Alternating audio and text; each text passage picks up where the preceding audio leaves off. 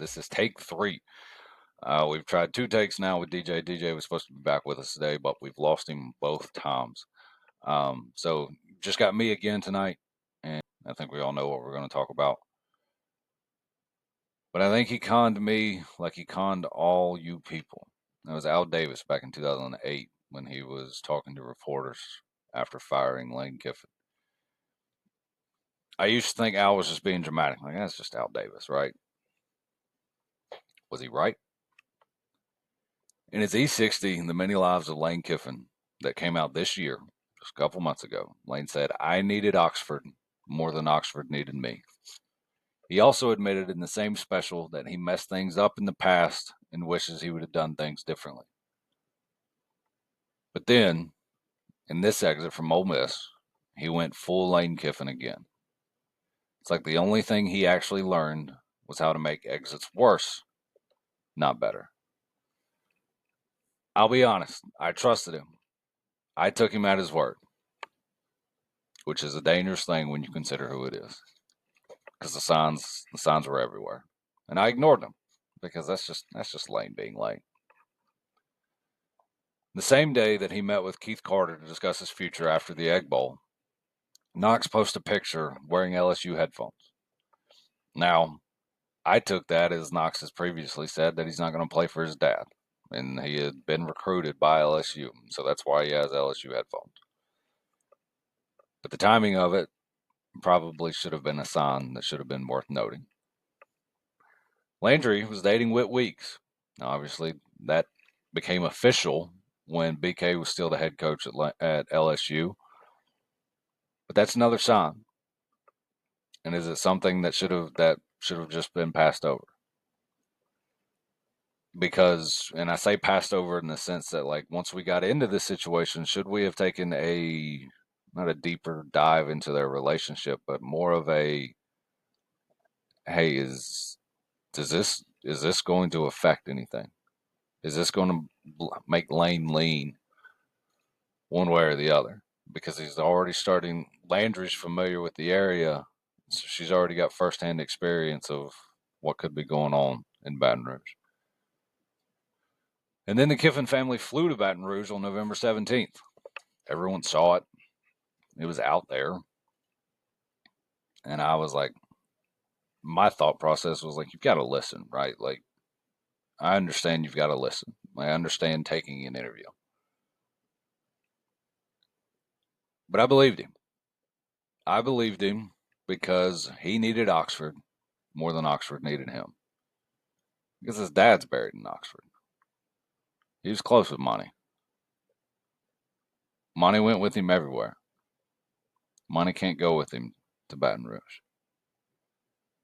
And when it came to money, Ole Miss was willing to match whatever LSU was offering. So he's not being pushed out. He's not being starved out. He had even said a couple weeks ago on Pat McAfee's show that, like, Jimmy's not going to like when I say this, but I don't do it for the money. The money doesn't mean anything to me. And I know that people were mad about what Saban said over on game day this past weekend, but it wasn't that long ago when Saban, the guy that he claims is a mentor, publicly said that Ole Miss might actually be a better job right now. Lane said, after a lot of prayer and time spent with family, I made the difficult decision to accept the head coaching position at LSU. He prayed about it. A man with his track record says he prayed about it.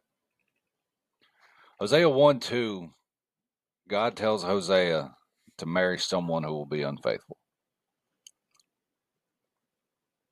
It seems like that's what happened to Ole Miss. Ole Miss hired somebody that was unfaithful. And then it seemed like they had turned faithful. They became faithful. They had turned from their wicked ways.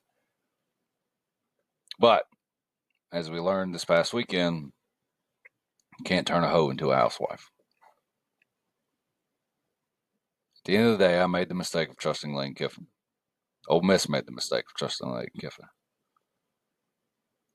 Al Davis was right. I don't really know what else to say on this. It's frustrating. I don't have any connection to Ole Miss. I found Ole Miss enjoyable to watch because Lane Kiffin was there, because of who Lane Kiffin is. Now, I'm not going to speculate. I'm not going to talk anything about a lot of the stuff that's floating around on Twitter. If you know what I'm talking about, good. If you don't, that's fine too. I can't prove any of that. I don't want to speculate any of that because I don't know.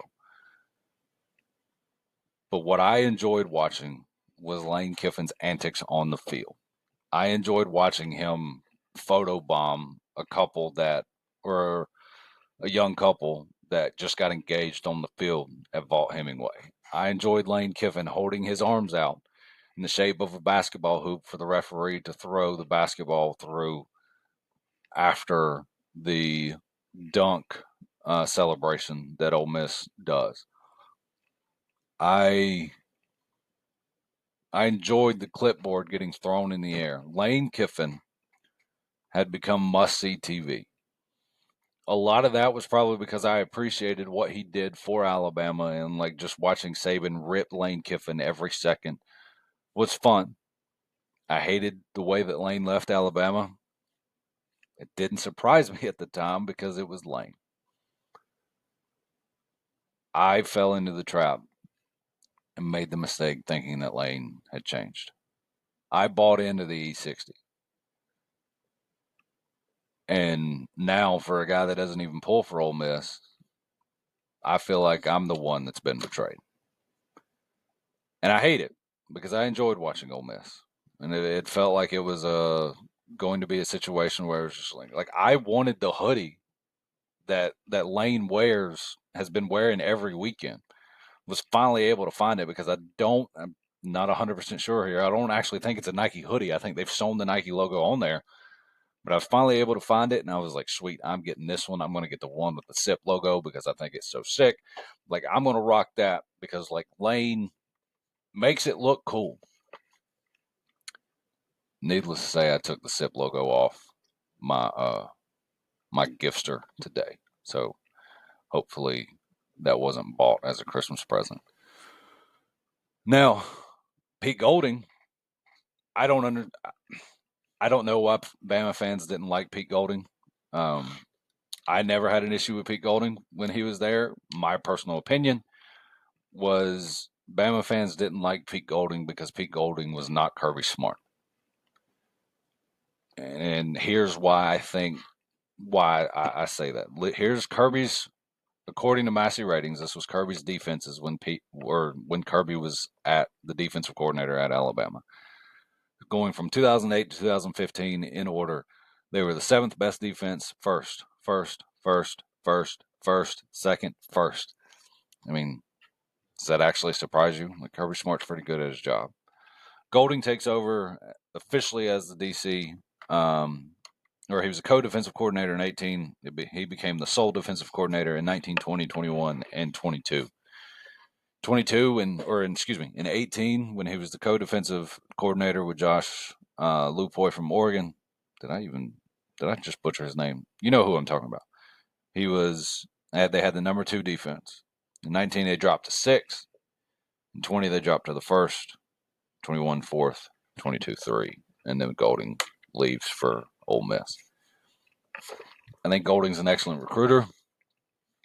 I think Golding, if you want to say fit, I don't really know how much you need to say that or like how that goes into play. I think Golding is more Mississippi, like the culture, than Lane is. And so I think that I'm pulling for Pete Golding. I think I'll be watching the Ole Miss because Pete Golding will be there. But it's been a frustrating past 48, 72 or 48 to 72 hours because I was denying all of it that Lane was leaving.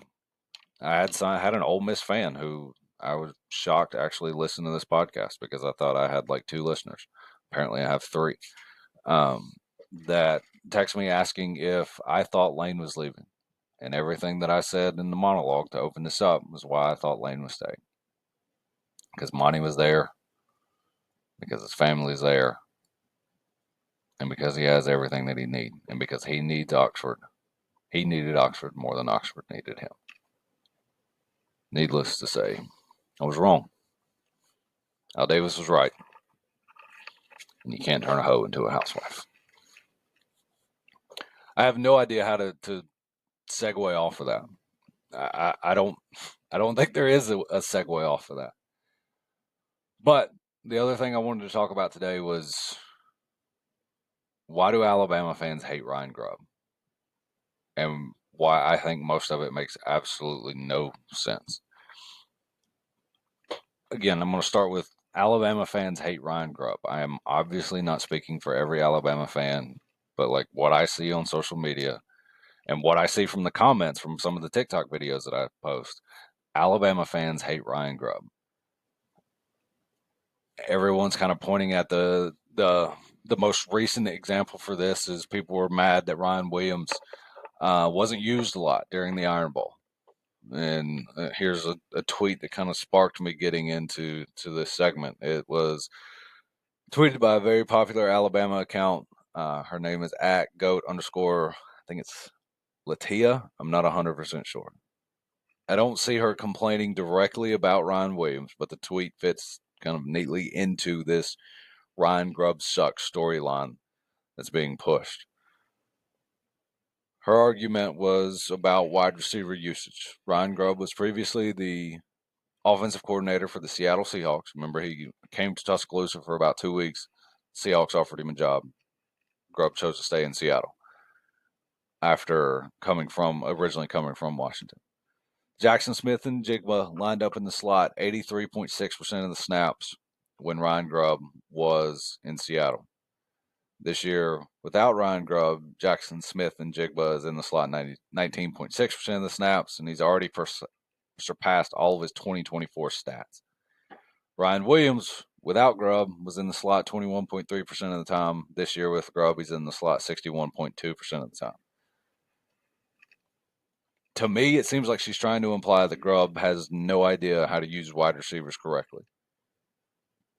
My counter argument to that is Grubb produced a Biletnikoff finalist just 2 years ago named Rome Odunze.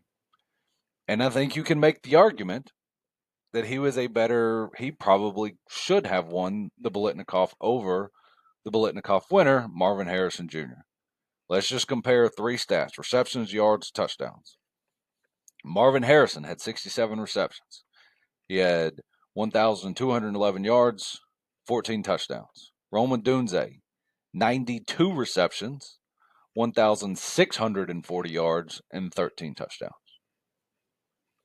My opinion, it would seem like Marvin Harrison won that because he had Buckeyes all over his helmet versus a W from Washington. I also don't think you get Roma Dunze numbers with a bad offensive coordinator. She follows that up responding to someone else saying, which of Kalen DeBoer's wide receivers are wide receiver ones in the NFL? And I don't understand this argument. Who cares? College coaching is about college production, not projecting the NFL future. Those guys get paid to win games for the jerseys and for that they oversee now for anywhere from 1 to 5 years in college, not the jerseys that those guys may be wearing 1 to 5 years from now. I've watched Duke players become phenomenal in the NBA, even though Carolina guys who are playing in Europe and in the G League beat them in college. What happens in the pros has nothing to do with what happens in college. I don't understand why people always push that narrative like, well, he hadn't produced anybody in the league. I don't care. Does he win now? Do his players succeed now? And if the answer is yes, then that is literally all I care about. Look at Paolo Banchero. Look at Mark Williams. I'm going back to Duke basketball here. Those guys are pretty good in the NBA right now. Lost in the Final Four to a starting five at Carolina, where four of them are playing in the G League, and one of them is playing overseas. I really don't know what else to say about that. Like, who cares what those guys are doing in the league? I care what they do in college. I think if you look at this from another angle, Bama's offense is a little bit deeper than what it was last year too, when everybody's like, "Well, Ryan Williams isn't even producing to what he did last year." Well, first of all, it seems like nobody's ever heard of a sophomore slump. That's something that gets thrown around sports all the time. That very well could be what's going on here, or it could be the fact that last year, Jalen Milroe only threw to two people, and they were Ryan Williams and Jeremy Bernard. Both of them had about 50 catches and around 800 yards, if not more than 800 yards. The third leading receiver on Alabama last year had 21 catches for 256 yards. That's the third leading receiver. This year, with Ryan Grubb, granted, last year Ryan Grubb was not there, and they had Jalen Milroe. This year, with Ryan Grubb and Ty Simpson, the offense is far more spread out. There are five players with at least 30 catches and 300 yards. And Ryan Williams, I believe, is the second leading receiver and when it comes to receptions and yardage for Alabama. My point being, if Isaiah Horton is the matchup advantage for a certain week, as it seemed to be this past weekend in the Iron Bowl when he had five catches, three of them being touchdowns, then that's the guy you throw to. If Ryan Williams has a quiet night and Alabama wins, I don't care. As long as Alabama has more points than the other team at the end of the night, I don't care what Ryan Williams does. Now, I'm not sitting here telling you I don't want Ryan Williams to succeed, because that dude is a highlight anytime he has a chance to touch the ball. But if Alabama wins, I don't care. If Alabama wins and he has 0 catches, I don't care. If Alabama wins and he has 10 catches, he's broken 17 tackles and 2 tutties, that's phenomenal. But I don't care if he has 10 catches or no catches. I just want Alabama to win. And right now, Alabama's winning. Now, I've also seen people complain about Grubb's offense being too slow. I 100% agree with you there, in the sense that Ty Simpson checks way too late. I think they waste way too many timeouts in the first half, and that sometimes waste timeouts in the second half when I am a huge opponent to that. Now, it should also be said, I didn't play football, so what the heck do I know? But I do think that this staff is calling an offense that fits this roster. Washington's 2023 offense was built perfectly for Grubb's system. If you go back and watch any of those games, that offense was clicking. I don't think Bama's is there yet. I told you a couple weeks ago that I think DeBoer is ahead of schedule, and I think this further backs me up. I think they know that this roster has deficiencies. I think they know that they can't really get into track meets, and I think they know that controlling tempo and clock is how the team wins this year. It helps play complementary football to a defense that is really good. And if you can keep that defense rested because you've been able to control the clock, then you're only setting that defense up to succeed. But the interesting thing, when you actually take a deeper dive into it, is in 2023, the Washington time of possession was, I think, finished 20th in the country at an average of 32 minutes and 38 seconds a game. And then this year, Alabama's time of possession is 9th, I believe, in the country. I may have those numbers backed up. Either way, there's 9 and 20 for sure. I can't remember if it's Washington was 9 or 20 or Alabama was 9 or 20. You get what I'm saying? But the 2025 Alabama time of possession is 33 minutes. A whopping 22-second difference between Washington and Alabama. Should I remind people that Washington team made it to the national championship game? I understand they lost. They did make it further than Alabama under Nick Saban. So Grubb's doing what he does. I understand the argument. They'd be like, no, you need to make sure your system can adapt to the players that you have, and if you can't do that, then you're not good. As long as he's winning, I don't care. I would much rather have Tennessee's first quarter offense nonstop. I'd much rather have Ole Miss's offense nonstop. But honestly, at the end of the day, if Alabama wins, I'm not going to complain because I want Alabama to win. And right now, that's what they're doing. Right now, that's what they're doing with in Kalen DeBoer's second year, where he's got a second offensive coordinator with this specific team. He's got a second quarterback with this specific team. I think they're ahead of schedule. I think Grubb's doing what he can. I think DeBoer's doing what he can. And right now they're 10-2, and they finished. If I need to remind everybody of this, they finished first place in the regular at the end of the regular season in the SEC. What are we even talking about here?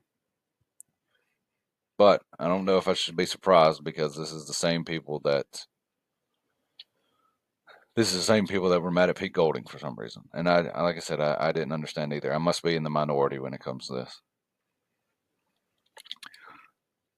I was really interested. It's too bad DJ couldn't be here tonight because it would have been interesting to kind of talk about kind of speculation, not necessarily previewing the game this weekend because obviously this is an Alabama and Georgia podcast.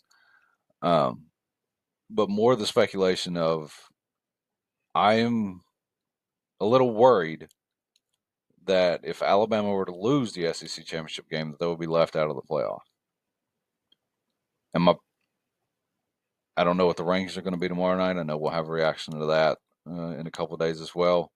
But I am worried that if Alabama loses the SEC championship, they will be out of the playoff.